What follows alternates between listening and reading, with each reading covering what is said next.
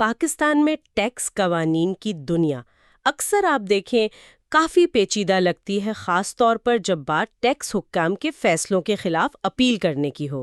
یہ ایک ایسا عمل ہے جہاں چھوٹی چھوٹی ڈیٹیلز بھی بہت اہم ہو جاتی ہیں۔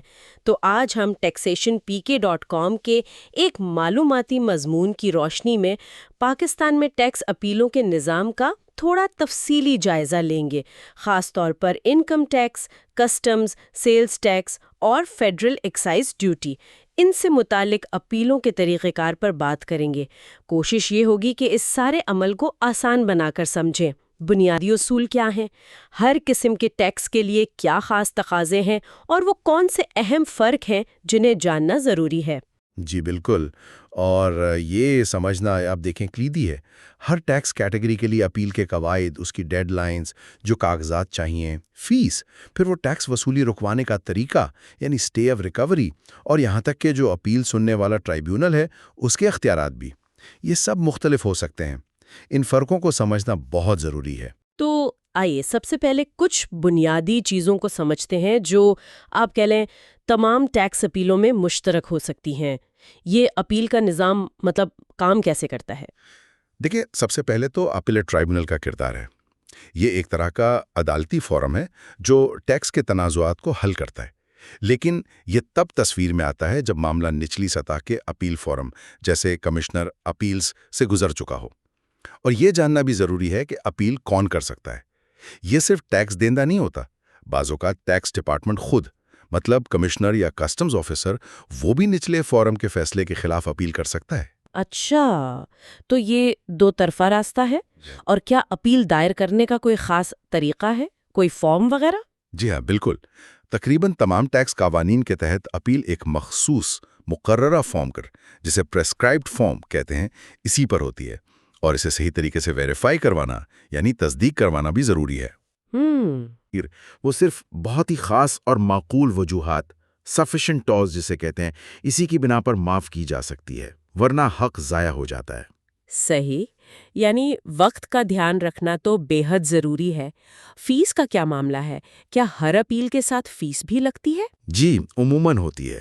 ہر قسم کی اپیل کے ساتھ ایک مقررہ فیس منسلک ہے، جس کی ادائیگی کا طریقہ کار بھی طے شدہ ہے۔ مطلب بینک چالان کے ذریعے سرکاری خزانے میں جمع کروانی ہوتی ہے۔ نقد یا چیک وغیرہ وہ عام طور پر قبول نہیں ہوتے۔ ٹھیک، اور ایک اصطلاح ہے اسٹے آف ریکوری، یہ کافی سننے میں آتی ہے، اس کا کیا مطلب ہے؟ جی، اسٹے آف ریکوری، اس کا مطلب ہے کہ اپیل کے دوران ٹیکس، ڈیوٹی یا جرمانے کی وصولی کو عارضی طور پر رکوانا۔ اچھا، تو کیا اپیل دائر کرنے سے وصولی خود بخود رک جاتی ہے؟ نہیں، ایسا نہیں ہوتا۔ ٹیکس قابل ادائیگی رہتا ہے۔ اسٹے کے لیے الگ سے درخواست دینی پڑتی ہے، اور اس کے لیے بھی کچھ شرائط پوری کرنی ہوتی ہیں جو ہم آگے دیکھیں گے۔ آخر میں ٹریبیونل کے اختیارات کو سمجھنا بھی ضروری ہے۔ ٹریبیونل کیا کر سکتا ہے؟ وہ نچلی اتھارٹی کے فیصلے کو برقرار رکھ سکتا ہے، یعنی افرم کر سکتا ہے، اسے تبدیل ماڈیفائی کر سکتا ہے، کالعدم اینول کر سکتا ہے، یا بعض صورتوں میں کیس کو مزید کارروائی کے لیے واپس بھیج سکتا ہے، جسے ریمانڈ کہتے ہیں۔ لیکن یہ ریمانڈ کا اختیار ہر جگہ ایک جیسا نہیں ہے۔ ٹھیک ہے، یہ بنیادی خاکہ تو واضح ہوا۔ اب ذرا تفصیل میں جاتے ہیں اور انکم ٹیکس اپیلوں سے شروع کرتے ہیں۔ یہاں کیا خاص باتیں ہیں؟ کون اپیل کر سکتا ہے؟ انکم ٹیکس میں عام طور پر ٹیکس دہندہ یا پھر کمشنر اپیلز کے آرڈر کے خلاف اپیل دائر کر سکتے ہیں ٹریبیونل میں۔ یہاں ایک دلچسپ بات یہ بھی ہے کہ ٹیکس دہندہ بعض صورتوں میں سیکشن 127(1) کے تحت ایک آپشن ہوتا ہے۔ کمشنر اپیلز کے پاس جانے کی بجائے براہ راست ٹریبیونل میں بھی اپیل کر سکتا ہے۔ اچھا، اور دستاویزات کے حوالے سے کیا کوئی خاص بات ہے؟ جی، طریقہ کار تو ہے۔ اپیل کا فارم جو ہے رول 77 کے تحت وہ 3 کاپیوں میں ان ٹریپلیکیٹ جمع کرانا ہوتا ہے۔ اس کے ساتھ جس آرڈر کے خلاف اپیل ہے اس کی 2 کاپیاں، کم از کم ایک تصدیق شدہ یعنی سرٹیفائیڈ، اور کمشنر اپیلز کے آرڈر کی کاپیاں بھی لگانی ہوتی ہیں۔ اپیل کے میمورنڈم میں آپ کی معلومات، ٹیکس سال، کس سیکشن کے تحت آرڈر ہوا، آرڈر کب ملا، پتہ وغیرہ، اور سب سے اہم اپیل کی وجوہات، گراؤنڈز آف اپیل۔ یہ وجوہات دیکھیں مختصر ہونی چاہیے، نمبر وار، اور بغیر کسی لمبی چوڑی بحث یا کہانی کے، ٹو دا پوائنٹ۔ ٹھیک ہے، فائل کرنے کی ڈیڈ لائن اور فیس کیا ہے انکم ٹیکس میں؟ اگر وصول ہونے کے 60 دن 60 ڈیز کے اندر اپیل فائل کرنی ہوتی ہے۔ تاخیر ہو جائے تو معقول وجہ سفیشینٹ کاز بتا کر معافی مانگی جا سکتی ہے۔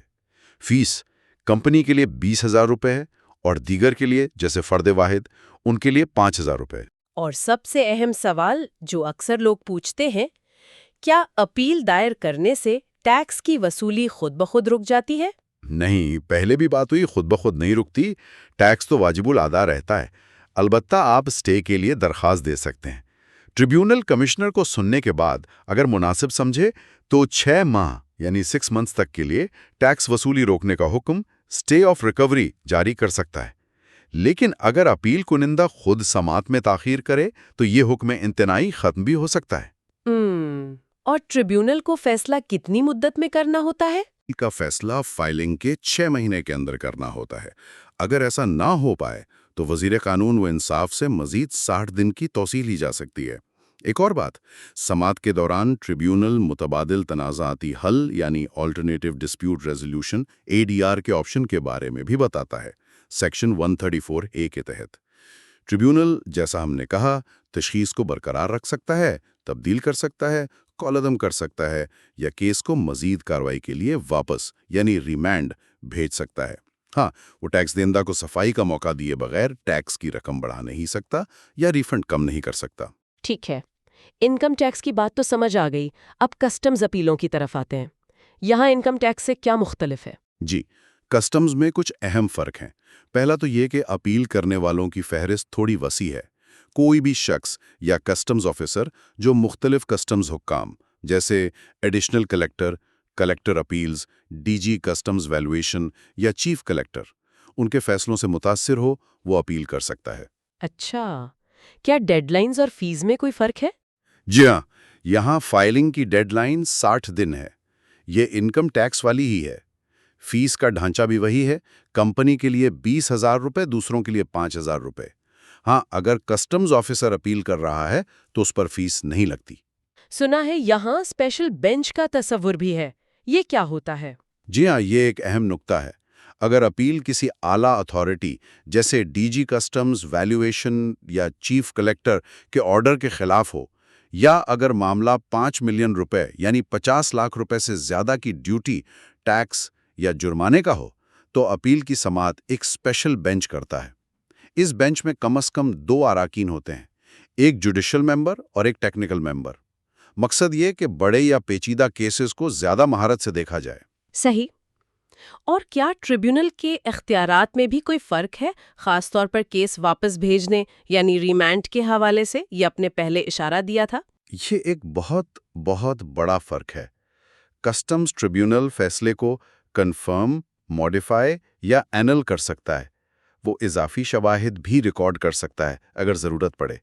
لیکن، اور یہ بہت اہم ہے، وہ کیس کو اضافی شواہد کے لیے ریمانڈ نہیں کر سکتا۔ اچھا، جبکہ انکم ٹیکس میں ریمانڈ ممکن تھا، تو کسٹمز ٹریبیونل کو خود ہی فائنل فیصلہ کرنا ہوتا ہے، کیس واپس نہیں بھیج سکتا۔ یہ تو واقعی بہت بڑا فرق ہے۔ جی، فیصلے کا ٹائم فریم یہاں بھی 6 ماہ ہے، اور سٹے آف ریکوری کے لیے یہاں ایک واضح شرط ہے، وہ یہ کہ کم از کم 25% 25% اصل رقم کا پے آرڈر یا بینک گارنٹی فراہم کرنی ہوگی۔ 25%؟ جی، یہ شرط پوری کرنے پر ہی سٹے مل سکتا ہے، جو زیادہ سے زیادہ 6 ماہ تک جاری رہ سکتا ہے۔ ٹریبیونل اپنے حکم میں ہونے والی کلیریکل یا حسابی غلطیوں کو 30 دن کے اندر خود ہی درست ریکٹیفائی کر سکتا ہے۔ اور ہاں، ADR کا آپشن سیکشن 195C کے تحت یہاں بھی موجود ہے، اور پہلی سماعت پر اس کے بارے میں بتایا جاتا ہے۔ سیلز ٹیکس اپیلوں کا طریقہ کار کیسا ہے؟ کیا یہ انکم ٹیکس سے ملتا جلتا ہے؟ جی ہاں، بڑی حد تک۔ سیلز ٹیکس اپیلوں کا طریقہ کار انکم ٹیکس آرڈیننس کے سیکشن 131 اور 132 کے مطابق ہی ہے۔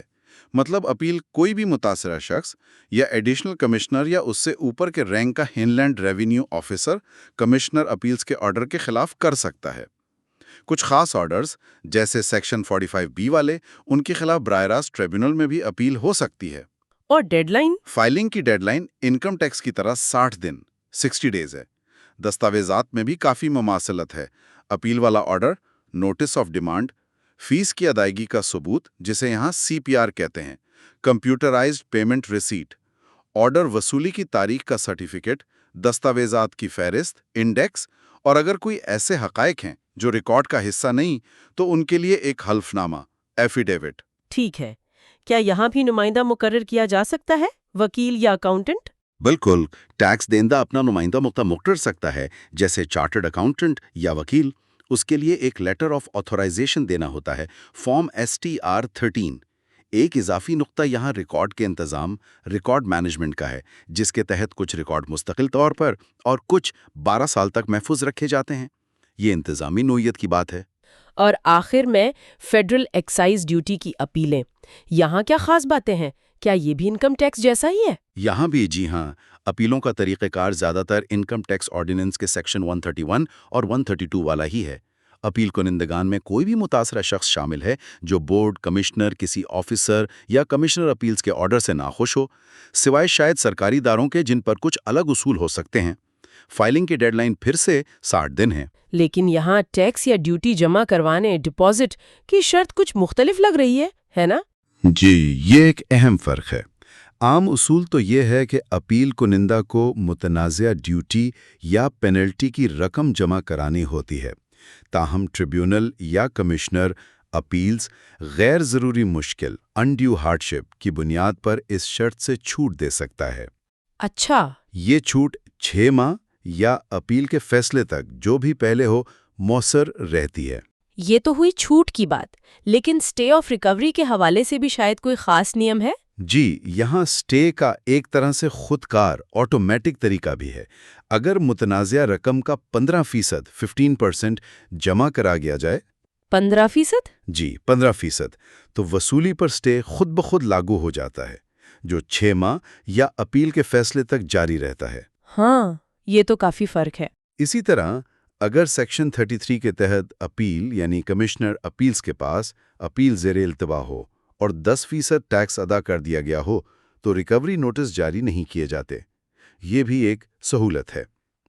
ADR का ऑप्शन यहाँ भी मौजूद है। ख़ास तौर पर 50 मिलियन रुपए या उससे ज़ायद मालियत के तनाज़ात, या जहाँ सिर्फ डिफ़ॉल्ट सरचार्ज पेनल्टी में छूट का मामला हो, वहाँ मुतासरा शख्स बोर्ड को ADR कमेटी के लिए दरख्वास्त दे सकता है, बशर्ते कि कोई क्रिमिनल कार्रवाई शुरू ना हुई हो। इसके लिए इनकम टैक्स वाला सेक्शन 134A ही मुटाटस मुटांडिस यानी ज़रूरी तब्दीलियों के साथ लागू होता है। ये तो चारों टैक्सों की तफसीलात हो गईं। मजमून में कुछ आम सवालात के जरिए भी मालूमात को वाज़े किया गया था। मेरे ख्याल में उनसे कुछ किलीदी फ़र्क और भी नुमायां होते हैं। बिल्कुल, ये सवाल जवाब अमली तौर पर बहुत मददगार हैं। मसलन एक सवाल था कि इनकम टैक्स अपील की डेडलाइन क्या है? जवाब 60 दिन। और कब बढ़ाई जा सकती है? माकूल वजह पर ट्रिब्यूनल तौसीह दे सकता है। या जैसे कस्टम्स अपील में कंपनी और फर्द की फीस में क्या फ़र्क है? कंपनी के लिए 20,000, फर्द के लिए 5,000 रुपए।